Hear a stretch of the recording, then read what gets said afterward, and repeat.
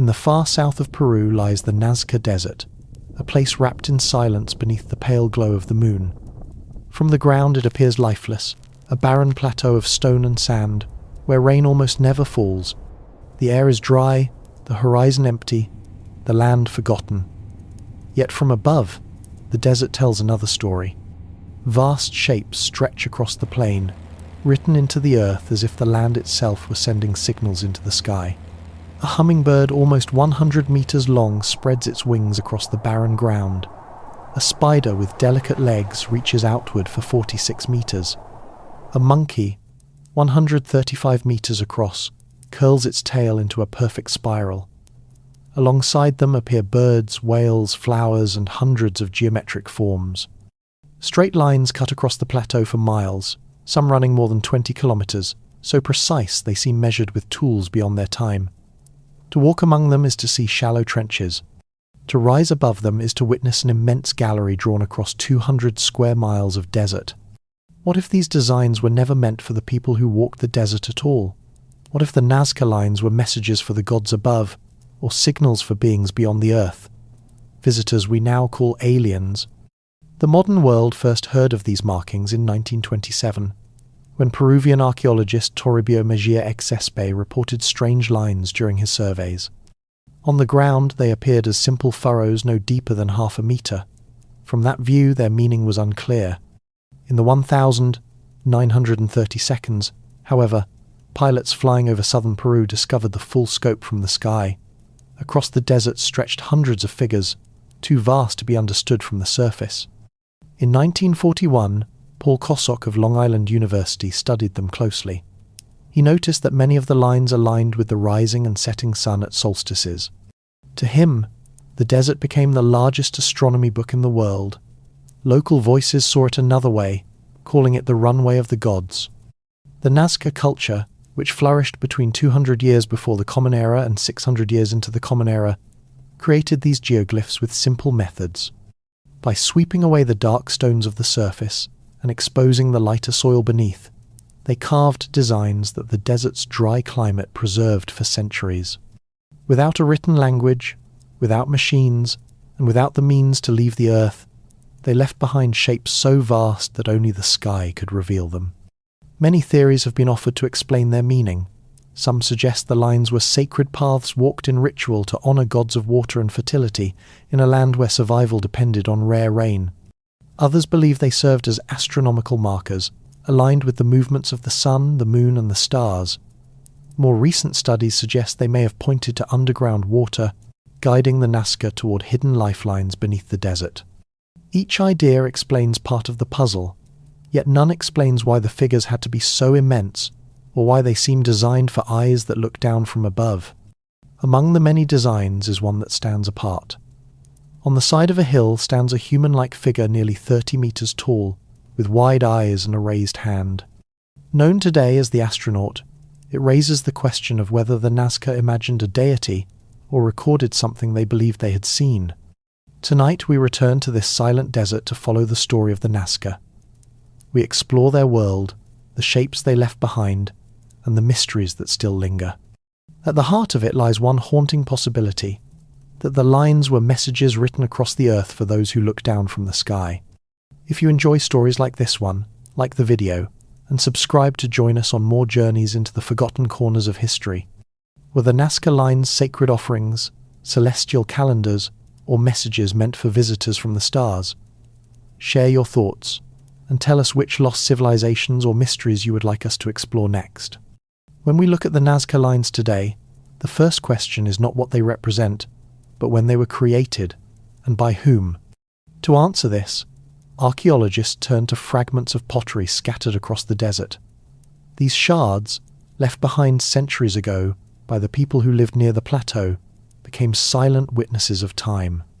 In the 1,990 seconds, a team led by Marcus Reindl of the German Archaeological Institute and Peruvian archaeologist Johnny Eiler gathered these pieces and submitted them to radiocarbon dating. The results placed the geoglyphs between 200 years before the Common Era and 600 years in the Common Era. This firmly tied the lines to the Nazca culture a people who thrived for centuries in one of the most unforgiving landscapes on Earth. The desert itself shaped both their world and their legacy. To outsiders, it seems a place where nothing could survive, yet to the Nazca it became both canvas and home. The surface of the plateau is covered with small dark stones rich in iron oxide. Beneath this lies a lighter sandy soil. When the upper layer was scraped away, the contrast became striking. With simple tools, the Nazca revealed these lighter paths, cutting across the desert floor. Because the region receives almost no rain, little wind, and almost no vegetation, the lines remained. What might have been erased in a single season elsewhere endured here for more than 1,500 years. NASA scientists studying satellite images in 2015 noted that the Nazca Plain functions as a natural archive, a place where human marks resist time with extraordinary clarity. But the Nazca were not simply drawing for amusement. They belonged to a society that, though without writing, expressed itself in ways both delicate and monumental. Their ceramics tell us much about their world. Painted with bold colours and striking designs, Nazca vessels carry images of animals, plants and deities. Many of the same creatures found on pottery appear on the desert floor. A hummingbird with a slender beak circles around a painted bowl. A spider with long legs stretches across a jar. A monkey curls its tail around the curve of a vessel. These motifs link the small, intimate scale of daily life with the vast stage of the desert. The Metropolitan Museum of Art has described Nazca ceramics as some of the most detailed of ancient South America, noting their precision, complexity, and symbolic richness. The people who created these works lived in a harsh but ingenious balance with their environment. They built underground aqueducts, called puquios, that captured hidden water and carried it to their fields. With these lifelines they grew maize, beans, potatoes, and cotton. Farmers tilled the land, artisans shaped clay, weavers spun colourful textiles, and ritual specialists guided ceremonies. Their society left no books, no written records of kings or laws, but their achievements show a culture both resilient and creative. They adapted to scarcity, and they carved their beliefs into both clay and earth. Still, there is something in the lines that feels larger than survival. Their sheer scale suggests visions that went beyond the daily needs of farming or water. A society struggling in the desert could have left only irrigation canals or storehouses. Instead, the Nazca carved symbols across 200 square miles of desert, symbols so immense that only a bird in flight, or perhaps a god in the heavens, could see them in full. It was here that alternative voices began to enter the story. In the 1972nd, Peruvian scholar Alejandro Sotelo put forward an idea that challenged accepted archaeology.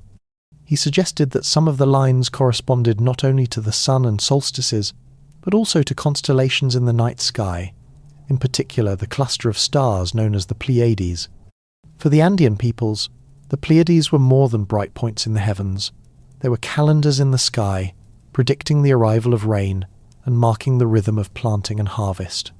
When the cluster appeared clear and bright, rains were expected. When dim, drought was feared. If the Nazca aligned their lines with this star cluster, the desert may have been transformed into a mirror of the sky. Walking these lines may have been more than ritual. It may have been a way to connect earth and heaven, tracing paths below that echoed patterns above. Sotelo's idea was controversial. Many dismissed it as speculation, preferring explanations rooted in ceremony, agriculture, or simple astronomy. His papers were not welcomed in major conferences, yet the idea has lingered, precisely because it resonates with the mystery that clings to the lines. If the Nazca did align their figures with the stars, they were not only speaking to themselves or their gods, they may have been inscribing messages that reached beyond human horizons. This possibility unsettles the boundary between history and imagination. On one hand, the lines can be explained through archaeology. Pottery dates them to the Nazca. Desert geology explains their preservation. Art and artifacts reveal their cultural vocabulary. On the other hand, the precision, the size, and the possible celestial alignments hint at intentions that reach further. Why draw animals across hundreds of meters when a pot or a textile could carry the same image? Why extend lines across valleys for 20 kilometers if the purpose was only ritual? The Nazca people may never have left written words, but the desert itself became their manuscript. Each cleared path was a stroke of intention. Each figure was a statement. Perhaps they were prayers for rain, written into the earth. Perhaps they were markers of the sky, guiding cycles of life. Or perhaps, as Sotelo dared to suggest, they were signals cast upward, meant to be seen by watchers above. If the Nazca truly traced the patterns of the stars onto the desert floor, then their purpose may have been greater than we can yet prove. The thought remains unanswered, suspended in the silence of the plain. If you are still with me on this journey, press like to let us know. And now, we step into the scale of the Nazca Lines themselves, the achievements carved into the desert, and the mysteries that still refuse to fade. From above, the Nazca Desert does not reveal only one or two drawings, but an entire network of designs spread over a plain larger than some nations. Archaeologists have identified more than 800 straight lines, 300 geometric forms, and 70 figures of living creatures. The scope alone is staggering. Some of the straight lines cut across the earth for more than 20 kilometers, as if drawn by a giant hand with instruments unknown to the ancient world. The figures themselves are vast in scale. A hummingbird stretches across 93 meters of ground. A monkey measures 135 meters, its tail spiraling with mathematical elegance. A spider extends for 46 meters, each leg traced with delicate precision. To stand within these lines is to see only shallow marks in the soil. To look from above is to witness the desert transformed into a canvas of impossible ambition. What astonished early researchers even more was the uncanny precision of these forms. The straight lines run across uneven terrain, yet remain almost perfectly aligned, deviating only by the slightest margins. For Maria Reiche, a German mathematician who arrived in Peru in the 1932, this accuracy could not be dismissed as chance. She dedicated her life to studying the Nazca Lines, often working alone under the burning sun with little more than measuring tape and notebooks. Reiche believed the desert was a vast astronomical chart.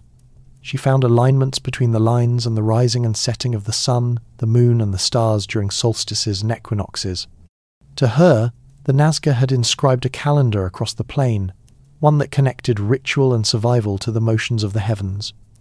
The desert was not only an earthly stage, but also a mirror of the sky. Her theories faced skepticism, yet the precision of the alignments remained difficult to explain away. The Nazca had no written language, no advanced instruments, yet their lines seemed to echo celestial order. For Reiche, each geoglyph was both a work of art and a measurement of time. She argued that by walking these paths in ritual, the Nazca were honouring their gods while marking the rhythm of the seasons. Her work made her one of the central figures in Nazca research, and her devotion earned her the title Lady of the Lines. Yet even she admitted that not every figure fit the pattern. Some resisted classification, leaving questions unanswered. The mystery only deepened in recent years. For decades, scholars assumed the known figures represented the majority of the geoglyphs. Then, in 2018 and 2019, a team from Yamagata University in Japan, working with IBM, used drones and artificial intelligence to survey the desert once again. Their algorithms detected subtle contrasts in soil and terrain that the human eye often overlooked. What emerged from the data was astonishing. 143 previously unknown figures appeared. Some were animals, others geometric, still others too abstract to name. Many were faint, almost erased by time, visible only through technology. The discovery proved that the Nazca Lines are not a finished story, but a mystery still unfolding. Even after centuries of study, the desert continues to whisper of hidden figures. Among the many shapes, certain designs stand apart for the puzzles they pose. One of the most striking is the spiral-tailed monkey. Drawn with 9 fingers and a perfectly coiled tail, it is instantly recognizable. Yet monkeys do not live in the Nazca Desert. The species depicted is found only in the Amazon rainforest. More than 400 kilometers away, how did the Nazca, a desert culture with limited contact beyond their valleys, capture such an accurate likeness? Was it knowledge carried from distant ancestors, trade networks that stretched farther than we realize, or visions drawn from myth and imagination? For some, It suggests that the Nazca were reaching beyond their immediate world, inscribing images of creatures from lands they may never have seen. Even more enigmatic is the figure known today as the astronaut. Carved into the slope of a hillside, it rises 30 meters high. The form is humanoid, but its proportions are strange. It has large, round eyes, and a hand raised as if in greeting. Unlike the animals and geometric shapes scattered across the plain, this figure looks directly outward, confronting anyone who sees it. Scholars have called it a deity, a desert spirit, or a symbolic guardian. Yet many who first saw it from the air could not help but notice its resemblance to modern images of spacefarers. Whether coincidence or not, the astronaut stands as one of the most provocative symbols in the Nazca Plain. These figures remind us that the Nazca Lines are both achievements and enigmas. They show a society capable of vision and precision beyond expectation, yet they leave us with questions that history alone cannot fully answer. Each geoglyph deepens the mystery rather than resolving it. And then there is the shadow cast by the modern world. The Pan-American Highway, built long before the Nazca Lines were recognized as a cultural treasure, cuts directly across the plain. In doing so, it destroyed some of the figures that had survived for 15 centuries. Asphalt now covers patterns once carved by human hands into the soil. Some researchers fear that not all of the lost designs were documented before they vanished. Whispers persist that certain geoglyphs may have been erased without ever being made public. Whether true or not, the fact remains that fragments of the Nazca story have been lost forever. Stay with us, because the mystery does not end here. The same desert that holds their greatest creations also holds another question. How could a culture capable of work so vast and enduring eventually fall into silence? For centuries, the Nazca people endured in one of the most arid landscapes on Earth. They dug underground aqueducts, engineered canals, and turned the desert into a living canvas of symbols. Yet at some point between the 6th and 7th centuries of the Common Era, their culture faltered. The marks of collapse are scattered across the land and buried within the soil, waiting to be read. One of the most striking clues comes not from the lines, but from grains of pollen preserved in ancient sediments. In 2009, environmental archaeologist Alex Chepstow-Lusty and his team examined these microscopic fossils. They revealed a slow transformation of the Nazca landscape. The pollen of huarango trees, once abundant, declined steadily until it all but vanished. These trees were no ordinary vegetation. With roots that reached deep into the ground, huarango stabilized the fragile desert ecosystem. They captured moisture, enriched the soil, and shielded farmland against erosion. Cutting them down may have provided fuel or space for crops in the short term, but it came at a terrible cost. As the trees disappeared, the land dried. Without their protection, seasonal rains eroded the soil, and the desert advanced. A civilization that had balanced survival in a marginal landscape tipped the scales against itself. The irony is bitter. The same ingenuity that allowed the Nazca to thrive also encouraged them to overuse their fragile environment, turning prosperity into vulnerability. The natural world pressed harder. Climate records suggest a period of prolonged drought swept the Andes during the later centuries of Nazca culture. Even the Puquios, those remarkable underground channels that once carried water across the desert, could not keep up. Fields that had once yielded maize, beans, and cotton began to fail. Hunger gnawed at communities already strained by a harsh environment. A society that had carved giant animals into the earth now faced the most basic struggle of survival. Archaeology uncovers the human cost. In 2015, Marcus Reindl and his colleagues studied burial sites from the late Nazca period. They found skeletons bearing wounds from clubs and spears. Some carried fractures inflicted close to death. Others showed evidence of ritual killings. Human sacrifice, once rare and symbolic, seems to have grown more frequent and desperate. Victims were offered to the gods with the hope of restoring balance, of calling down rain or favour from unseen powers. To walk among these graves is to feel the weight of a society turning inward, seeking answers not in the desert lines, but in blood. Violence was not confined to ritual. Evidence points to increasing conflict between communities. Petroglyphs and ceramics from the late Nazca period depict warriors more often than before carrying clubs and shields. The calm artistry of earlier centuries gave way to images of struggle. Scholars believe that as resources dwindled, competition sharpened. Once united by grand projects across the desert floor, the Nazca may have fractured into rival groups, each fighting for what little remained. Yet the lines themselves remained untouched, silent witnesses to the unravelling of their makers. And it is here that a different, more forbidden angle enters the story. In the 1,960 seconds, American pilots flying over the Nazca Plain reported that the immense straight lines resembled runways. In their words, the desert looked like a system of airstrips, vast paths scraped into the ground as though awaiting landings from the sky. Some journalists ran with the image, describing the Nazca lines as UFO runways. The idea quickly moved to the fringes, dismissed by mainstream archaeology. Many of the articles vanished from circulation. Only fragments survive in UFO literature, tantalizing echoes of a narrative never allowed to take root in academic halls. To many, the notion sounds fanciful, born of mid-20th century fascination with space and aliens, yet the imagery is difficult to forget. Straight lines stretching for 20 kilometers, wide clearings cut into the desert floor. From the cockpit of a plane, they may well have looked like landing zones prepared for visitors from elsewhere. Whether coincidence or intention, the reports added a layer of mystery that refuses to fade. And this leads to the most haunting speculation of all. What if the Nazca themselves believed they were sending messages skyward? What if the spider, the monkey, the hummingbird, and the countless lines were not only offerings to local gods, but signals for those beyond the earth?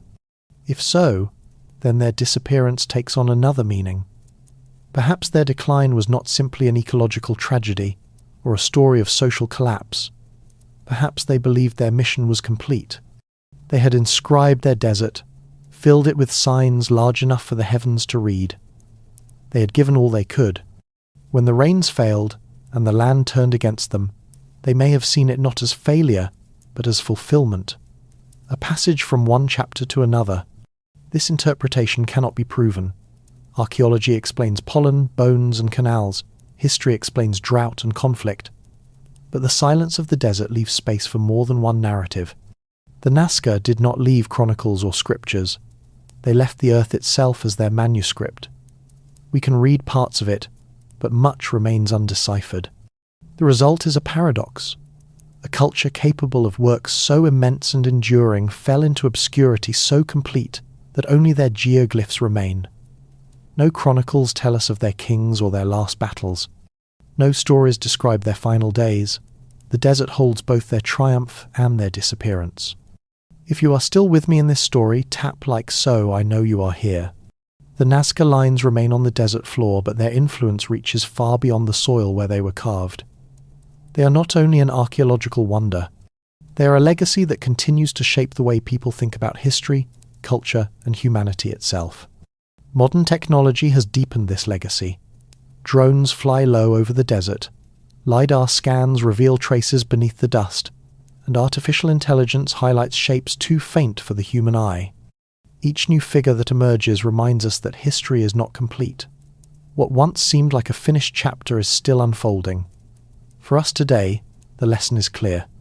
The past is larger than what we can see, and every generation must learn to read it again with new tools and fresh eyes. Yet the story of the Nazca is not preserved by machines alone. In the valleys of southern Peru, the descendants of the Nazca still hold rituals that turn toward the sky. Offerings are carried to high ground. Prayers are spoken for water, for fertility, for balance with the heavens. To them, the desert is not silent. It is alive with meaning. The lines are not marks of mystery, but words in a sacred language. Their survival shows us that heritage is not only about monuments or ruins, it is about memory carried forward in practice and belief. This cultural continuity offers one of the strongest lessons of all. The Nazca had no written language, yet their designs still speak today. They remind us that human communication does not always need words. It can take the form of ritual, of image, of symbol, etched into the land.